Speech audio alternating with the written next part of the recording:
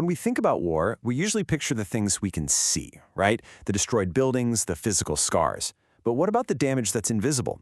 Today, we're going to look at a study set in a hypothetical 2025 conflict between Iran and Israel that tackles this exact problem. How do you even begin to measure the psychological wounds of war? And that's a huge question. I mean, a broken bone is one thing, but how do you quantify anxiety or depression or the trauma that people carry with them? Before you can even start to help, you have to know what you're dealing with. So how do scientists and aid workers get a handle on it? Let's dive in. All right, so first up, we've got to get our heads around what these invisible wounds actually are and the frameworks that psychologists use to understand them. Think about it. Whether you are directly experiencing the violence or you're seeing it constantly on social media, that kind of exposure leaves a mark. We're talking about really serious conditions, things like post-traumatic stress disorder, deep anxiety, and depression that can stick around for years, long after the physical conflict ends. You know, experts look at this in a couple of ways. On one hand, you've got trauma theory, which is all about the immediate shock of life-threatening events. But then there's social disruption theory. This one looks at how war just rips apart the very fabric of life, your community, your schools, your support system, and that's exactly why having the right tools that actually make sense in the local language and culture, is so absolutely critical to get help to people quickly. So if you're going to measure something this important, you need a reliable yardstick. And in psychology, one of the go-to tools for this job is something called the DASS-21. The DASS-21 is basically a 21-question survey. It asks people to report on how they've been feeling over the past week. It's short, it's to the point, and it's been used all over the world to get a really clear snapshot of a person's mental health. Now, the cool thing about the DASS-21 is that it doesn't just lump everything into feeling bad. It carefully separates 3 different things.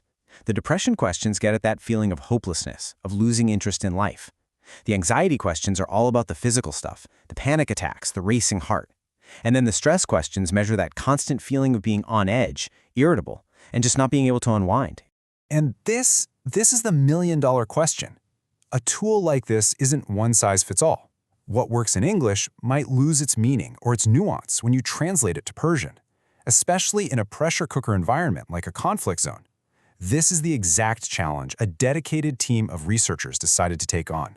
So how did they pull it off?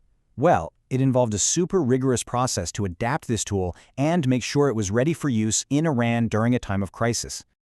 We've got to give credit where it's due. The team behind this work was Dr. Sobia Azmat, Dr. Syed Messam Ali Kazmi, Iqbal Mohammed, Iram Kausar, and Afshan Razak. Their mission was to forge a scientifically solid Persian version of the DASS-21, because without that, you're just guessing. Now, they couldn't just throw this into an online translator and call it a day. No way.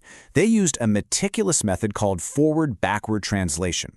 So first, an expert translates the original English into Persian. Then, a different expert who has never seen the original translates that Persian version back into English. They then compare the 2 English versions to make sure nothing got lost. It's a painstaking process, but it's the only way to ensure real accuracy. Okay, so with their carefully translated survey in hand, they gave it to 350 young Iranian adults, 200 men and 150 women. And here's the crucial part. They did this online between June 13th and June 24th, 2025, right in the middle of this hypothetical war. So this wasn't an academic exercise. It was a real-time snapshot of what people were feeling. So they've got the tool, they've got the data from 350 people. Now for the moment of truth. Did it actually work? To figure that out, they had to bring in the statistical heavy hitters. They used a technique called confirmatory factor analysis, or CFA. The best way to think about CFA is like this. Imagine you have a bunch of puzzle pieces, which are the survey answers, and you have the picture on the box, which is the idea that the puzzle should form 3 separate images: depression, anxiety, and stress. CFA is the process of checking if the pieces from the participants actually fit together to make those 3 pictures correctly.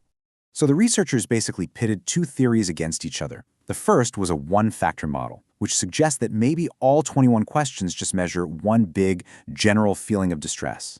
The second theory was the original 3-factor model, the idea that the survey is correctly separating out depression, anxiety, and stress as 3 distinct things. And the results?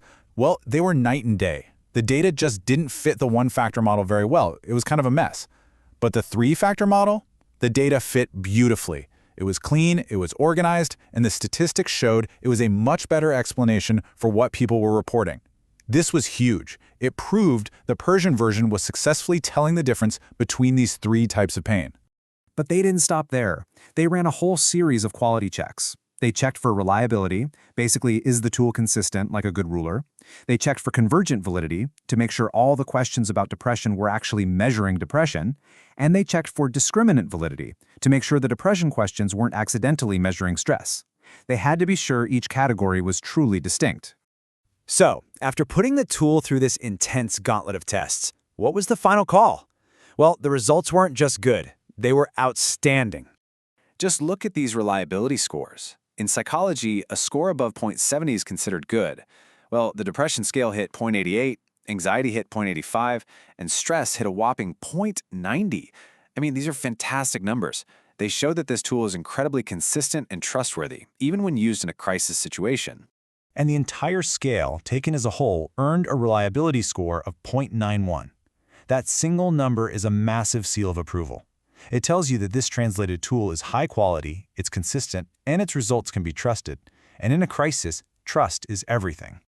The study's conclusion really says it all. The Persian version of the DAS-21 isn't just a translation. It is a scientifically proven, reliable, valid, and culturally relevant tool for measuring mental health in Iran. So why does all of this research matter so much?